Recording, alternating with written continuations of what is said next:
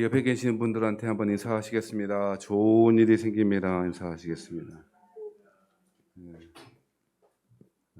집에서 방송으로 예배 드리시는 분들, 옆에 계신 분들한테 인사하세요. 사랑하고 축복합니다. 인사하시겠습니다. 확인할 길이 없으니 하셨을 줄 믿습니다. 여러분 한 주간 잘 지내셨죠? 목사님 왜 마스크 안 쓰다가 마스크 썼나 궁금하실 것 같아서 말씀을 드리고 예배 드리겠습니다. 말씀 전달하겠습니다. 저희 집에 큰애가 아마 센터에서 감염된 것 같아요. 주간보호 센터에서 감염돼서 코로나 확진이 됐습니다.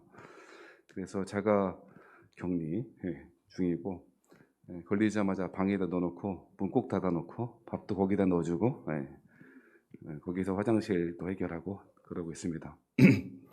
깜짝 놀래갖고 저희 가족 나머지 4명의 가족들도 자가 검사 키트도 하고 병원에서 검사도 했는데요. 다행히 음성입니다. 안 걸려서 오늘 예배 드릴 수 있게 됐습니다.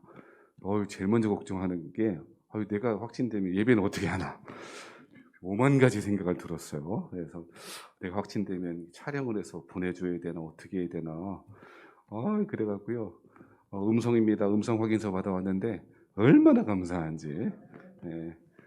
물론 그냥 확진돼도 괜찮을 뻔했다 이러시는 분도 계실지 모르겠습니다만 아무튼 그랬어요. 그래서 우리 집에 큰애는 자가 격리 중이고 저는 다행히 오늘 예배 잘 드릴 수 있게 돼서 감사하고요. 그래도 혹시 몰라서 그래서 바로 되자마자 몸이 이상하다고 이야기하자마자 방에다 가둬놓고 그래서 검사 받았습니다만 그래도 혹시 가족이니까 어떤 일인지 몰라서 마스크 쓰고 그렇게 예배 드리게 되었습니다. 양해 부탁드리고요. 목소리가 명확하게 잘 전달되지 않아도 좀 양해해 주시고 그랬으면 좋겠습니다. 집에서 예배 드리신 분들 잘 들리고 예배 잘 들으시죠? 확인할 길이 없으니 그렇습니다. 아무튼 코로나가 다행히도 심하게 그렇지는 않고 우리 교우들 중에 어떤 분은 굉장히 심하게 고생하신 분도 있다고 들었는데요. 다행히 심하지는 않고 그냥 약한 감기 정도밖에 저희 애는 그런데요. 아무튼 이게 본인이 아픈 것보다 나로 인해서 불편을 끼치게 되는 게 그게 마음이 그렇더만요. 이제 겪어보니 알겠어요. 나 때문에 다른 교인들 혹시 불편을 끼치면 어떡하나 그게 제 걱정이었는데 다행히 음성이어서 그렇고요. 계속 이번 주에 제가 하루에 한 번씩이라도 계속 검사하려고 그래요. 그래서 근데 이게 조심한다고 안 걸리고 안 조심한다고 걸리고 그러는 것도 아닌 것 같아요. 보니까 열심히 조심하고 또 조심했는데도 이러는 거 보니까 아무튼 그렇습니다. 아무튼 여러분 코로나 조심하시고 건강하시고 행복하시기 바랍니다. 오늘 우리 그동안 제가 한 가지 느낀 게 우리 교인들이 마스크 쓰고 어떻게 찬송 부르고 어떻게 예배 드렸나 싶어요. 힘드셨겠다 싶어. 나는 왜 이렇게 강단에 서서 왜 이렇게 아멘도 안 하고 찬송도 열심히 안 부르는가 했더니 엄청 힘들으셨겠어요. 이게 사람이 겪어봐야 한다니까 상황을. 아무튼 찬송 부르기도 마스크 쓰고 찬송 부르기도 기도하는 것도 여러 가지 어려우실 텐데 그래도 마음은 활짝 주님을 향하여 열고 우리의 손과 발은 이웃을 향하여 열고 우리의 귀는 주의 말씀 귀 기울여 청중하여 사무엘처럼 듣는 마음 주시기를 바랍니다. 고린도전서 우리 살펴봤었습니다. 우리 지난주에 했던 이야기 기억하시죠? 고린도 교회가 참 은사도 많고 좋은 장점들이 많았는데 고린도 교회가 여러 가지 어려움과 아픔과 죄악들이 같이 공존했던 교회라고 말씀드렸습니다. 항구 도시인 고린도 지역의 특성에 따라 그리고 이방의 신전들이 가득했던 헬란 문화의 한 중심에 있는 고린도는 그 지역에 있는 교회는 수많은 어려움을 겪게 되었다 말씀드렸죠. 그런데 그렇게 어려움이 있는데 사도 바울의 마음은 하나님의 마음을 형제들을 향한 하나님의 마음, 그 교회를 향한 하나님의 마음을 잘 보여주고 있다 그랬죠. 어려움과 그들의 죄악과 그들의 불의함을 보는 것이 아니라 먼저 뭘 볼 줄 알았냐면 하나님이 그들을 부르셔서 성도라 부르셨다는 사실을 먼저 기억해내는 것. 참 귀한 마음이죠, 그죠? 우리 원래 그렇잖아요. 사람의 장점이 먼저 보입니까? 단점이 많이 보입니까? 단점이 먼저 보이고요. 장점은 거의 안 보입니다. 어떤 애가 성적이 안 좋았다가 시험에서 성적을 95점 받고 왔대요. 안 좋던 애가. 그러니까 우리 어떻게 해야 돼요? 아유, 잘했다 그러고, 너 진짜 잘했다 그러고, 기분 좋으니까 소고기도 사 먹으러 가고 그래야 될 거 아니에요? 그런데 그 엄마가 아빠가 그랬다는 거야. 방심하면 안 돼. 그랬다는 거야. 너 방심해서 100점 못 맞은 거야. 이렇게 했다는 거예요. 아이, 세상에. 저는요, 95점이 아니라 훨씬 밑에 점수라도 할렐루야 잔치할 판인데, 그러더라니까. 사람은요, 원래가 그래요. 사람이 그 안에 있는 하나님의 마음 가지고, 하나님의 시각을 가지고, 저 사람 참 귀하다, 참 예쁘다, 그런 마음이 있어야 되는데, 아이고, 잘못한 거 먼저 보이고, 장점은커녕 잘못한 것만 자꾸 드러내서 그렇게 하려고 하는 경향이 사람 안에 있죠. 교인들도 마찬가지일 것 같아요. 우리 안에 아직 성화되지 못한 시각들이 있고요. 우리가 참 하나님의 마음으로 교회를, 성도를 바라보는 거 쉽지 않지 않습니까? 그런데 사도 바울은 전혀 안 그랬던 것 같아요. 참 귀한 사도이고 우리의 따라가야 될 신앙의 모범이다 생각되어지는 게, 그런 사람들 보고 하나님의 성도들이라고, 교인들이라고, 형제들이라고 그렇게 부르고 있다는 거죠. 바라고 소원하는 것은 이 하나님의 마음, 하나님의 눈 갖게 되시기를 주의 이름으로 축복합니다. 자, 그런데 오늘 10절에는요, 이러한 시각들을 보여주는 또 사도 바울의 마음이 먼저 담겨져 있는데요. 10절에 보니까 첫 번째 단어가 뭡니까? 고린도에 있는 성도들을 이번에 뭐라고 부르죠? 형제들아라고 부르고 있다는 것입니다. 저 같으면 형제 아니다 그럴 것 같아요. 맨 싸우고 별 이상한 짓들을 다 하고 불의하고 불법하고 음행하고 이런 사람들, 저게 교인이냐 할 법도 한데, 사도 바울은 여전히 그러한 성도 교인들, 그렇게 어려움을 겪고 있고 그렇게 불의한 것처럼 보이는 성도들에게 형제들아라고 부르고 있다는 거예요. 우리 1장 1절부터 9절에 말씀드렸던 것과 똑같은 마음, 똑같은 시각을 여전히 사도 바울은 가지고 있다는 거죠. 그래서 그 고린도에 있는 교회, 그 성도들에게 형제들이라고 부르면서 뭐라고 합니까? 10장 10절 말씀에 내가 우리 주 예수 그리스도의 이름으로 너희를 권하노니, 우리가 첫 번째 뭘 하라고요? 같은 말을 하고, 너희가 온데 분쟁이 없어 같은 마음을 갖고, 마지막으로 같은 뜻으로 온전히 합하라 라고 하고 권면하고 있는 것입니다. 10절부터 17절까지 달라그 핵심적인 권면, 그 명령이 여기에 담겨 있죠. 자, 그런데 같은 말, 같은 마음, 같은 뜻으로 온전히 합하라 라고 하는 말은 듣기는 좋은데 참 어려운 말인 것 같아요.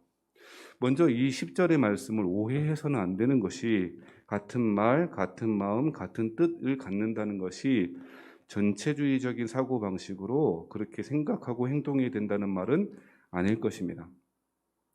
독재국가에서는, 전체주의 사회에서는 다른 말 하면 큰일 나잖아요.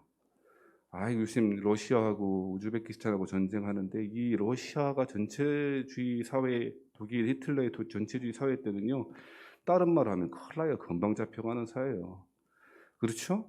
그러니까 성경이 오늘 10절 말씀에 같은 말, 같은 마음, 같은 뜻으로 합하란 말을 다른 이야기를 전혀 하지 못하도록 하거나 다른 뜻을, 다른 생각을 가진 것을 원천 봉쇄해라 라고 하는 말이 아닌 거예요.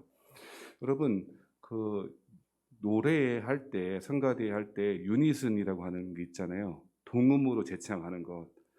동해물과 백두산이, 우리 할 때 제창하시겠습니다 하면 유니슨으로 부르잖아, 한음으로. 그죠? 근데 여러분, 유니슨도 좋지만 사실은 뭐가 더 좋으냐면 화음을 넣어서 부르는 게 참 좋죠. 참 우리 빨리 성가대를 조직했으면 좋겠어요. 난 진짜 마음이 그래요. 우리 코로나가 끝나면은 2명이라도 3명이라도 성가대가 있으면 좋겠어. 성가대가 그 아름다운 화음을, 물론 아름다운 화음이 될지는 모르겠으나, 우리 항상 유니슨으로 부르니까. 근데 저도 이게 앞에서 찬송인도 할 때, 제가 원래 음이 베이스인데 자꾸 이렇게 소프라노 원 멜로디음을 부르다 보니까 삑사리가 많이 나잖아요. 유니슨으로 하다 보니까 좀 그렇게 해요. 그래서 예전에 이제 제가 성가대 대장도 하고 성가대 지휘자도 하고 그랬거든요. 안 믿으시겠지만 성가대 제가 지휘를 잘합니다. 확인해 보세요. 성가대 지휘할 때 보면 경이롭습니다. 인간들이 다 다양한 사람들이요, 그 화음을 맞추어서 노래를 부르면 천상의 소리가 날 때가 있어요. 내가 느끼기에 너무너무 아름다운 거예요. 유리승도 좋지만 그렇게 화음을 넣어서 하나의 노래를 완성해가고 성가곡을 완성할 때 기쁨이 있고요. 참 좋더라고요. 내 마음도 좋은데 우리 하나님 마음 얼마나 좋으실까? 그런 생각이 들더라고요. 근데 여러분, 화음을 할 때 각자의 베이스는 베이스대로, 테너는 테너대로, 알토는 알토대로 그렇게 막 부르잖아요. 다른 음을 부르잖아요. 그런데 어떻게 돼요? 하나의 완성된 노래가 되잖아요. 오늘 본문의 말씀은 같은 말, 같은 마음, 같은 뜻으로 온전히 합하라고 하는 말은 다른 생각, 다른 말을 원천적으로 봉쇄하고 하나는 말이 아니고요. 하나의 다른 이야기이더라도, 다른 생각이더라도 그것이 아름다운 성가곡의 일부가 되어지듯이 그렇게 녹아내려야 된다라고 하는 말을 하고 있다는 것입니다. 10절의 말씀을 잘못 오해하거나 잘못 사용하면 교회 내에서 자칫하면 하나님의 이름, 하나님의 뜻을 빙자하여 특정한 사람들의 욕심, 특정한 사람의 특정한 방향대로 교회를 이끌어갈 염려가 생기게 되는 것이고 그것이 현실이라는 것이죠. 교회의 분쟁이 일어나는 경우에 제일 해결하기 어려운 부분이 바로 이런 것입니다. 다 자기가 하나님의 뜻을 알고 있고 다 자신이 하나님의 뜻을 잘 대변하여 말하고 있다고 생각하는 것입니다. 여러분, 오늘 본문의 말씀은 아무 이견도 없이 아무런 다른 생각과 의지도 없이 하나의 말만 해야 된다는 것이 아니고 다른 말 할 수 있고 다른 생각 가질 수 있지만 하나의 근본적인 목적을 가지고 나가야 된다라고 하는 것입니다. 그 하나의 근본적인 방향, 하나의 근본적인 목적이 무엇인지를 사실은 1장 18절부터 25절까지 설명하고 있는 것이니 그 부분 다음 주에 살펴보기로 하고 오늘 그래서 10절에 아무 소리도 하지 말아라 하는 게 아니라는 거예요. 이해되신 분 하면. 그것이 설사 목회자라 할지라도 그 교회 설립자여 그 교회에 개척한 목사이라 할지라도 다른 소리를 낼 줄 아는 것이 건강한 교회가 되는 길인 줄 믿습니다. 이게 아멘 안 할 줄 알았어요. 왜 그러냐면 아이고 목사님 뜻에 반대대로 이야기했다가 하나님한테 어떻게 잘못 얻어터시는 것 아닌가? 그럴 일 없으니 걱정하시지 마시기 바랍니다. 그래도 아멘 안 하고요. 아멘 안 하기도 좀 하기도 그렇겠죠. 자, 그러면서 여기에서 끝이지 않고 이렇게 주제 구조를 10절에서 말하는데 끝이지 않고 사도 바울은 왜 고린도 교회가 이렇게 됐는지 그 원인과 그 분쟁의 원인에 대해서 지적하면서 다시금 책망하고 또 권면하고 있습니다. 먼저 11절 말씀이 이렇게 말하죠. 내 형제들아 글로의 지편으로 너희에 대한 말이 내게 들리니 곧 너희 가운데 분쟁이 있다는 것이라 라고 아버지의 심정으로 그렇게 권면하고 있습니다. 사도 바울이 얼마나 가슴 아팠을까요? 생각해 보면 참 가슴 아팠을 것 같은 게 아니 한 집에서 형제와 자매들이 싸우고 그리고 원수처럼 그렇게 싸우고 있는 것을 보면 누가 제일 가슴 아프겠습니까? 부모가 제일 가슴 아프죠. 그죠? 저희 입도 가만 보면은 우리 남자 우리 아들 한 명밖에 없으니까 누구를 특정하진 않겠습니다만 아들이 그 3번 딸을 자꾸 이렇게 툭툭 건드리거나 때릴 때가 있어요. 그러면요 저희 집사람이 광분합니다. 때리지 말라고. 그러면 제가 잘못 먼저 했다고 뭐 이래요. 근데 보니까요, 저도 말은 안 하지만 어이씨 왜 동생을 때려 이렇게 되게 기분 나쁘더라고요. 영준이가 누구랑 얘기 안 하기로 했는데 기분 나쁘다 할 수 없어요. 아니 잘못을 떠나서 아니 왜 형제들끼리 그렇게 싸워 이런 마음이 들잖아요. 사도 바울의 마음인 거예요. 사도 바울이 뭐라 그래? 너희 가운데 분쟁이 있다고 들었다고 이게 어떻게 된 일이냐고 그렇게 탄식하는 아버지의 마음을 가지고 이야기하고 있는 거죠. 글로에라는 사람이 등장하는데 글로에는 글로의 지편으로 이러고 보니까 글로에는 아마도 에베소에서 사는 사람이었던 것 같고 고린도로 왔다 갔다 하면서 아마 장사도 하고 그런 개했던 사람인 것 같아요. 그래서 글로의 지편에 즉 글로의 집에서 일을 보는 하인이거나 종들을 통해서 소식을 고린도에 있는 고린도 교회의 소식을 사도 바울이 들은 거예요. 그런데 무슨 소식이냐? 아이고 그 고린도에 큰일 났다고 분쟁이 참 심하다고 그런 얘기 들은 거예요. 그래서 너무 가슴 아픈 거예요. 그러면서 무슨 얘기를 들었나 12절 말씀에 보니까 내가 이것을 말하거니와 너희가 각각 이르되 나는 바울에게 나는 아볼로에게 나는 게바에게 나는 그리스도에게 속한 자라 한다는 것이니 이런 내용을 들었다라고 하는 것이죠. 이것이 분쟁의 원인이기도 하고 분쟁의 모습이기도 현재 나타나는 모습이기도 한 것 같습니다. 그러면서 파가 4개 파로 갈라졌다는 거예요. 나는 바울파, 나는 아볼로파, 나는 게바파. 게바는 베드로를 가리키는 말이죠. 베드로, 나는 베드로파. 혹은 나는 그리스도에게 속한 자, 그리스도파. 이렇게 이야기하고 있다는 거예요. 기실 생각해 보면 이런 일이 벌어진 거에 대해서는 아마도 자기네들 딴에는 합당한 것이라고 생각하고 당연하지 뭐 어쩔 수 없잖아. 그리고 나름 합리적인 이야기를 했던 것 같아요. 추측해 보면 이런 것일 거예요. 자, 첫 번째 분파가 바울파라 그랬잖아요. 근데 바울이 누굽니까? 고린도 교회를 설립하신 분이잖아요. 우리식으로 따지면 교회 개척하신 목사님이라고요. 근데 바울은 2차 전도 여행하면서 이 고린도에 와서 교회를 세웠거든요. 그러니까 원래 개척 멤버들은 누구 좋아할까? 바울 좋아하죠. 뭐 당연히 바울 선생님한테 복음 듣고 교회가 출발했으니 아마도 그렇게 하는 사람들이 있었을 것입니다.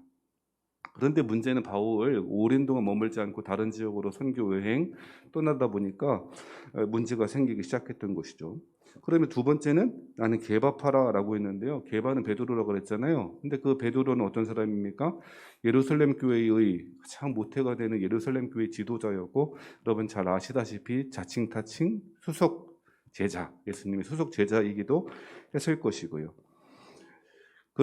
그리고 특징상 예루살렘의 교회 성도들이 아주 좋아했을 법하고요. 그리고 바울이 개척했던 이 교회에도 예루살렘에서부터 온 교인들도 있었을 것 아니에요. 그러니까 이거 바울 선생님 개척하고 가셨고 지금 이 예루살렘 교회 핵심 수장이고 그러니 걔봐 이분 베드로에게 참 이렇게 따라가고 하는 거 좋겠어라고 하는 것이 있을 거예요. 아마도 이런 사람들은 신학적으로 예루살렘의 복음, 즉 예루살렘에서 주로 유행하거나 강조했던 것들을 좋아하는 분들이 베드로 사도를 좋아하고 그랬던 것 같아요. 그래서 일단의 사람들이 생기게 됐던 것 같고요.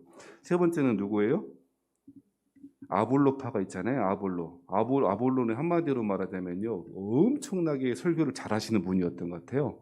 사도행전 18장이나 19장, 디도서 2장 같은 데 보면 아볼로가 등장하는데 굉장히 설교를 잘했던 것 같아요. 그 또한 이제 17절, 18절 말씀 같은 데 보면 그 지혜라고 하는 말이 나오는데 그 지혜라고 하는 것이 아마도 헬라 철학의 내용들이거나 헬라 철학의 수사법이거나 이러는 것을 잘 이야기하고 하시는 분이 바로 아볼로라고 하는 선생님이었던 것 같다는 거죠. 그러니까 설교를 너무 잘하시는 거예요, 아볼로 목사님이. 그러니까 이것을 뭐 설교도 잘하시고 이러니까 인기가 많았겠죠.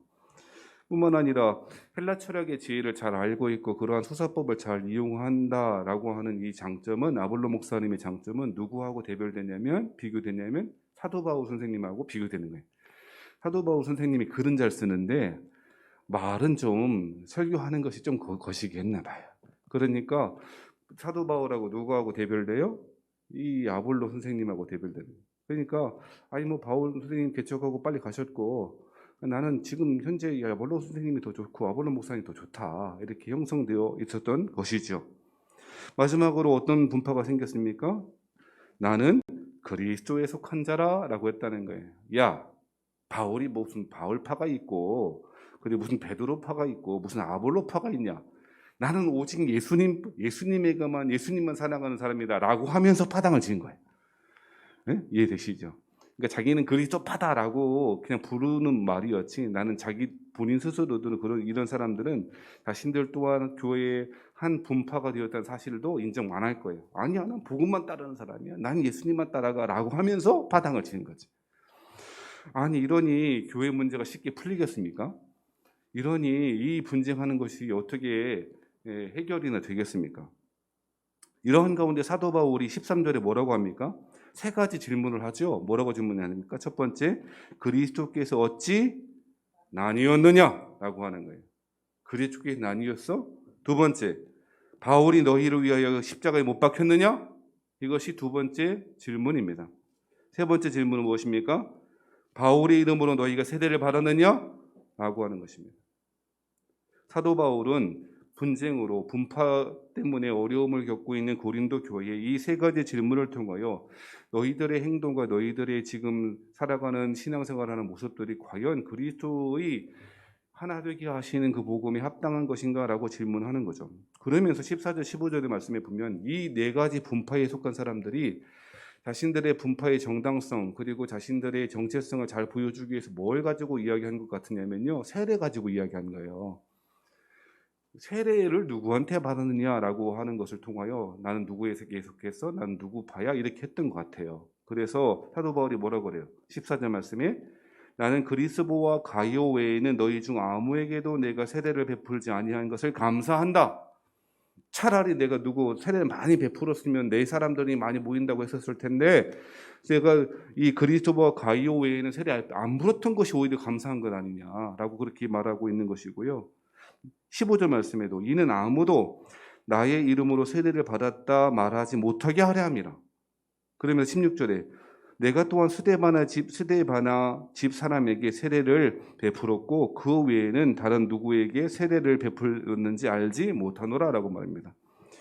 14절에 그리스도와 가이오라고 한 사람의 세례를 베푸는 건 확실히 기억났는데 편지를 쓰다 보니까 옆에서 아마 이야기해 줬던 것 같아요. 사도 바울 선생님, 스데바나 집에 있는 사람들에게 세례 베풀었는데요. 아, 맞다. 스데바나 집 사람들에게 세례 베풀었지. 그렇게 아마 했던 것 같아요. 그래서 이렇게 이런 특정한 사람들 외에는 세례 베풀지 않았다라고 말하고 있다는 거예요. 왜 갑자기 세례 이야기합니까? 이 사람들이 누구한테 세례 받았는가라고 하는 것을 가지고 난 누구 파라 했던 것 같아요. 근데 여러분이 이러한 논쟁들, 누구한테 세례를 받았느냐가 중요한 거냐, 세례 자체가 중요한 거냐라고 하는 논쟁과 싸움들이 사실 초대교회 때 이후로 사실 있었어요. 기독교회가 콘스탄티누스라고 하는 황제 이후로 국교가 됐잖아요, 로마에서. 그런 다음에 어떤 문제가 생겼냐면요, 핍박당하고 시대에 국교가 되기 전에 핍박을 당하던 시대에 세례를 어떤 목사님이나 사제한테 세례를 받았어요. 그런데 이분들이 핍박이 오니까 배교를 해버렸네. 네? 그래서 어떤 논쟁이 이제 국교가 된다면 어떤 논쟁이 벌어졌냐면요. 아니 저 배교한 사람한테 세례받은 것이 유효하냐 아니면 유효하지 않느냐 이거 가지고 싸움이 논쟁이 일어났어요. 이 어거스틴이라고 하는 사람과 이 분파주의 사람들과의 그런 논쟁이 벌어졌어요. 교회에서. 그러니까 똑같은 일들이 사실 이 성경에서 벌어지고 있는 것이죠. 사도 바울은 세례를 가지고 이야기하는 것들에 대해서 격분했던 것 같아요. 여러분요, 예수님께서 세례를 베풀어라고 하는 것이 지상명령이죠. 처음 들어봤으면 회개하시기 바랍니다. 마태복음 말씀에 너희는 세상 끝날까지 함께 계실 것이고 가서 제자를 삼고 세례를 베풀어라 라고 했잖아요. 이건 지상 명령이고 하나님의 명령인데 우리에게 주신 세례가 큰 의미를 갖고 있는데 그 세례를 가지고 자신의 분파의 정체성을 주장하는 사람들이 있었다는 것에 대해서 사도 바울이 이렇게 말하고 있다는 것이죠. 그런데 조금만 생각해 보면 세례라고 하는 것의 의미가 무엇입니까? 하나됨의 의미가 강한 것이에요. 로마서 6장 1절부터 나오는 로마서 6장에 나와 있는 구절들을 조금 읽어보시면 거기에서 세례의 의미를 설명하는데 다른 세례의 의미를 장황하게 말하지 않고 한 가지 중요하게 다루고 있는 것이 뭐냐? 세례의 의미가 뭐냐? 그것은 그리스도와의 연합이라는 거예요. 누구와의 연합? 그리스도와의 연합. 그러니까 세례 받는다는 것은 그냥 물만 뿌리고 마는 것이 아니고 영적으로는 그리스도와 예수님과 나와 뭐가 되는 거예요? 연합하는 것, 하나 되게 하는 거예요. 여러분 우리가 구원받는 것은 예수님이 2000년 전에 죽으신 그 객관적인 사실이 나의 죽음으로 받아들이고 그것이 나의 구원이 되게 하는 것은 신비적인 영적인 연합, 그리스도와의 영적인 하나됨을 통해서 내가 구원받는 거예요. 이해되시면 아멘. 이거 굉장히 중요한 교리인데 여러 차례 설명해도 자꾸 오해를 하세요. 우리 수요일에도 말씀드렸잖아요. 그죠? 내가 예수 믿었기 때문에 구원받은 거냐라고 물어보니까 그런 것 같다 이렇게 하시는데요. 이거 잘못 오해하시면 큰일 납니다. 내가 예수 믿었기 때문에 구원받았으면 내가 예수 믿기를 철회하면 구원도 취소됩니까? 여러분 굉장히 이거 오해하시면 안 돼요. 아무튼 로마서 6장에서 세례는 무슨 의미라고? 그리스도와의 연합으로 받아들이고 있고요. 뿐만 아니라 사도 바울은 고린도전서 12장 13절의 말씀에 보면 세례는 사람을 통해서 받지만 사람이 주는 것이 아니고 한 성령으로 세례를 받는 것이라고 말해요. 자, 정리해 보면 세례라고 하는 것이 그리스도의 연합이고 우리 예수님이 그리스도의 머리, 예수님이 교회의 머리 되시고 우리 성도들은 그리스도와 연합됨으로 결론적으로 성도와 성도들은 머리 대신 예수님과 뭐가 하나 된 한 몸이 되는 거예요. 그것이 영적인 원리이고 교회의 원리라는 것이죠. 이해되시면 아멘 하시기 바랍니다. 그럼 어려운 얘기가 아니고 당연하잖아요. 그러니까 우리는 각자 예수님을 믿는 것 같지만 내가 각자 예수님 믿는다는 것은 세례받는다는 것은 그리스도와 하나됨이고 영적인 연합을 이루는 것이고 당연히 저와 여러분은 다 뭐가 되는 거라고? 한 몸이 되는 거라는 거예요. 이것이 세례의 의미라는 거예요. 그런데 하나됨, 하나님과 하나됨, 예수님과 하나됨, 그리고 나아가 성도와 성도들이 한 몸됨이라고 하는 것이 세례인데 그 세례를 가지고 지금 고린도에 있는 사람들은 난 누구한테 세례받았어, 난 누구한테 세례받았어, 그러니까 난 바울파, 게바파 이렇게 했다는 거예요. 이런 일들이 교회 안에 벌어지고 있다는 거예요. 그래서 사도 바울은 내가 그리스도와 가이오 그리고 스데반의 집 사람들에게 말고는 세례 베풀지 않았던 것이 차라리 감사한 일이다 라고 말하는 거예요. 두 번째로 사도 바울이 지적하는 것이 무엇이냐면 17절 말씀에 그리스도께서 나를 보내심은 세례를 베풀게 하려 하심이 아니요. 이거 오해하시지 말기 바랍니다. 예수님의 세례 베푸는 것은 예수님 지상 명령이긴 합니다만 세례 자체를 베푸는 것이 목적이 될 수는 없잖아요. 이해되시죠? 아이고 제가 군대에 있을 때 군에서 훈련소에 있을 때 제가 제 세례파라니까 중학교 때인가 중3 때인가 세례 받았는데 군대 가서 초코파이 준다고 세례 한 번 더 받았어요. 제 세례파야. 이 고급스러운 게 쪼크를 알아들으시면 좋겠는데 초코파이 먹고 세례 한 번 더 받았어요. 근데 그때 침례 받았죠. 어이 뭐 나름 의미는 있어, 나름 재미 나름 뭐 은혜는 받았습니다만 아이 세상에 뭐 그랬어요. 여러분 그게 보니까 물론 뭐 그렇게 그 훈련병들한테 세례 주는 게 의미는 있겠지만 그런 식으로 세례를 베푸는 것이 얼마나 과연 효과가 있을까 싶어요. 그런데 제가 하고 싶은 말이 무엇이냐면 11절 말씀엔 나를 보내시면 세례를 베풀게 하려 하심이 아니요 라고 하는 말은 그러면 세례를 베푸는 것은 뭐 중요하지 않다는 말이 아니야. 근데 이 말은 세례 베푸는 것 자체가 목적이 되어서는 안 된다는 것이죠. 오직 그런데 17절 하반절에 뭐라고 합니까? 오직 세례 베푸는 것 자체가 목적이 아니라 오직 복음을 전하게 하려 하심이라. 하나님께서 바울을 나아가 게바와 아볼로와 같은 사람들을 세우신 목적은 세례를 많이 베풀어서 하는 것이 그것이 목적 자체가 될 수는 없고 오직 복음을 그리스도의 십자가의 복음을 전하는 것 외에 무엇이 목적이냐는 거예요. 이 말은 바꾸어서 말하면 지금 고린도 교회 성도들이 뭘 잃어버리고 있나? 십자가의 복음을 잃어버리고 있다는 거예요. 그러므로 다시 원점으로 돌아오면 10절 말씀에 같은 말, 같은 마음, 같은 뜻을 갖는다는 것은 무엇을 갖는 것입니까? 십자가의 복음으로 하나 되는 것이고 그리스도의 복음을 말하고 그 그리스도와 같은 마음을 품으라라고 하는 말이 것입니다. 성도 여러분, 교회가 예수님이 이 땅에 오신 이후로 한 번도 갈등이 없었던 때는 없었던 것 같아요. 교회사를 쭉 읽어보면 수많은 갈등들이 있습니다. 크게는 대분열이라고 하는 대분리라고 하는 동방의 교회와 서방의 교회가 갈라졌습니다. 뭐 필리오키 논쟁 뭐 이런 게 전문적 용어로 쓰긴 아무튼 동방교회 서방교회 나눠졌고요. 그래서 동방교회는 동방교회대로 그리스 쪽에서 자리 잡아서 그리스 영향을 받아서 북쪽으로 그리스 위에 북쪽으로 가면 어디 나라 나와요? 스탄 나라들 지금은 스탄 나라들 러시아 나오고요. 그래서 러시아 정교회로 갔고요. 아래로는 이집트의 알렉산드리아 중심으로 콥틱교회, 이집트 콥틱교회가 있었고요. 서방교회는 로마 중심으로 계속 남아있고 로마에서 영국으로 흩어지게 되고 영국에서 미국으로 갔어요. 이렇게 발전되었어요. 동로마와 서로마가 나누어졌고요. 이 서로마 중심으로 있던 이 교회들이 지금으로 말하면 천주교회와 개신교로 나누어지게 됐고요. 개신교도요.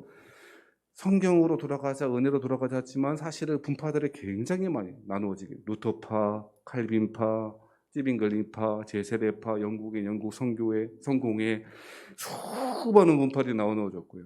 교회는 사실 교회 역사를 보면 이런 분열의 역사였다고 볼 수 있습니다. 뿐만 아니라 같은 현대의 교회들 마찬가지 아닙니까? 교회들마다 분열하고요. 교회들마다 쪼개지고요. 얼마나 수많은 갈등들이 있는지 모르겠습니다. 그런데 이러한 갈등으로 가득 차 있는 교회들 가운데 사도 바울은 이렇게 말하는 것입니다. 같은 말, 같은 마음, 같은 뜻으로 합하라고. 유니순으로 동호 반복하듯이 동음 재창하듯이 하라는 말이 아니고 다른 말 할 수 있지. 서로 생각 다를 수 있지. 의견도 다를 수 있어. 심지어 작은 일에도 이 커튼을 올릴까요, 내릴까요? 이 히터를 켤까요, 끌까요 가지고 다를 수 있다고. 그런데 왜 그거 가지고 분쟁하니? 우리가 하나됨의 원칙을 가지고 있지 않니? 그게 뭐라고요? 그리스도의 십자가의 복음이라는 거예요. 그래서 1장 18절부터 25절은 그러면 그 십자가의 복음이 어떠한 것인지에 대해 설명하고 시작하는 거죠. 다음 주에 살펴보겠습니다. 사랑하신 여러분, 교회에 분쟁할 수 있는 길은 누가 옳으니 누가 그르니가 아닙니다. 옳고 그름의 문제가 아니고 우리의 하나됨을 가능하게 하신 그리스도를 붙잡는 것, 십자가의 복음을 붙잡는 것이야말로 교회의 하나됨을 지키고 힘써 지키는 일이 된다고 오늘 성경에 이야기하고 있습니다. 사도 바울은 유독 십자가의 복음을 강조한 사람이지요. 갈라디아서 6장 14절 말씀에 보면 이렇게 말합니다. 그러나 내게는 우리 주 예수 그리스도의 십자가 외에 결코 자랑할 것이 없으니. 뭐라고요? 사도 바울에게는 그리스도의 십자가의 복음 외에는 자랑할 것이 없다고 말했습니다.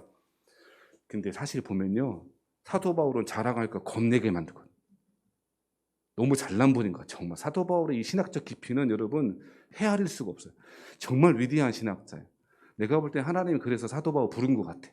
저 같으면 고집 세고요, 맨날 예수 믿는 사람 잡아다 죽이고 핍박했던 사람 안 쓰거든요. 근데 하나님께서 이 사도 바울을 하나님의 이방인을 위해 사도를 부르신 목적이 있었던 것 같아요. 사도 바울은 정말 자랑할 거 많았다고요. 여러분 잘 아시는 대로 뭐 굉장한 유대인 대학자한테 배웠고요. 로마 시민권을 가졌지요. 우리로 따지면 저기 미국 시민권, 영주권 가진 사람이야. 별로 안 좋으신가요? 요즘 K-팝, K-컬처 그러니까 우리 대한민국이 너무 좋긴 합니다만 이랬던 사람이에요. 자랑할 것이 많다고요. 그런데 여러분 잘 아시는 대로 다른 성경의 사도 바울이 뭐라고 하면 이런 것들은 다 내게 배설물과 같다고 아무 쓸데없다고 이야기하면서 갈라디아 6장 14절 말씀이 뭐라고 했다고요? 내게는 우리 주 그리스도의 십자가 외에는 결코 자랑할 것이 없으니. 사도 바울은 앉아 있을 때도 십자가의 복음을, 서 있을 때도 십자가의 복음을, 잘 때도 깰 때도 십자가의 복음만을 전했던 사람인 것입니다. 뭐 어떤 사람들은 아이고 예수님은 하나님 나라 말씀하셨는데 사도 바울은 십자가의 복음만 말했다고, 그래서 예수님의 복음을 좁게 해석했다고, 그런 말 하지 마세요.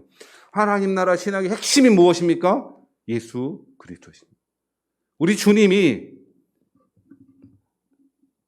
당신의 선택하신 백성을 부르셨고 몸소 제물되셨고 제사장 되어 구원하실 뿐 아니라 지금도 우리를 위해 간구하신 분이므로 그 예수님이야말로 우리를 위한 하나님의 선물이요 영생의 복음임을 사도 바울은 잘 알았고, 분열하고 갈등하고 난 누구파 했던 교인들에게 다른 거 이야기하지 않습니다. 가르마 타지 않습니다. 이건 네가 잘못했고 이건 네가 잘못했고 심판자가 되지 않습니다. 왜 갈라졌냐고, 왜 분쟁했냐고, 하나로 같은 마음을 품으라고, 같은 말을 하라고. 그 같은 말은 예수 그리스도라고 이야기합니다. 사랑하신 우리 세영학교의 성도 여러분, 우리 그럴 일도 없겠지만 혹시 그럴 일이 벌어진다면 오늘 복음의 말씀, 이 말씀을 마음에 품고 살아가시는 여러분 되길 바랍니다. 분쟁해서는 안 됩니다. 하나 되어 하나님 우리에게 맡겨주신 사명을 충성스럽게 감당하시는 저와 여러분 되었으면 좋겠습니다. 세대 자체도 그 목적이 될 수 없습니다. 우리는 오직 십자가의 복음을 전하는 것이 목적입니다. 그것이 교회의 사명이고 저와 여러분이 오늘 예배드리는 목적이고 하나님 나라를 위해서 저에게 여러분에게 부르신 사명인 줄 믿습니다. 하나 되어 주님께서 우리를 통하여 기대하시는 그 신앙의 길, 하나님의 길 잘 지키며 살아가시는 저와 여러분 되십시다.